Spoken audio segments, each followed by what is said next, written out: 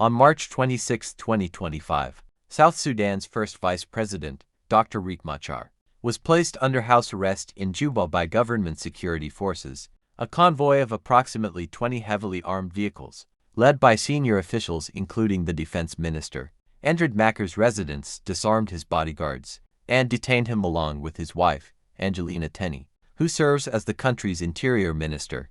The government has accused Machar of plotting a rebellion and supporting the White Army, an ethnic militia predominantly composed of Nuer youths, which recently clashed with the National Army in Nasser, Upper Nile State. Machar's party, the Sudan People's Liberation Movement in opposition SPLMIO, denies these allegations and contends that his arrest violates the 2018 revitalized peace agreement, effectively nullifying the fragile peace accord that ended a 5-year civil war. International reactions have been swift. The United Nations has warned that Machar's detention could push South Sudan back into widespread conflict, urging all parties to exercise restraint. The United States has called for Machar's immediate release, emphasizing the importance of upholding the peace agreement.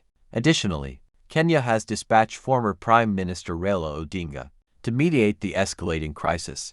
As of now, Machar remains under house arrest, and the situation continues to evolve. The international community closely monitors developments, concerned about the potential resurgence of conflict in the region. The international community has expressed deep concern over the situation.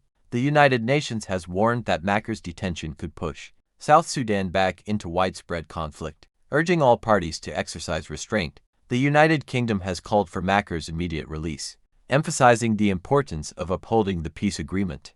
Additionally, Kenya has dispatched former Prime Minister Raila Odinga to mediate the escalating crisis. Subscribe our channel for more news.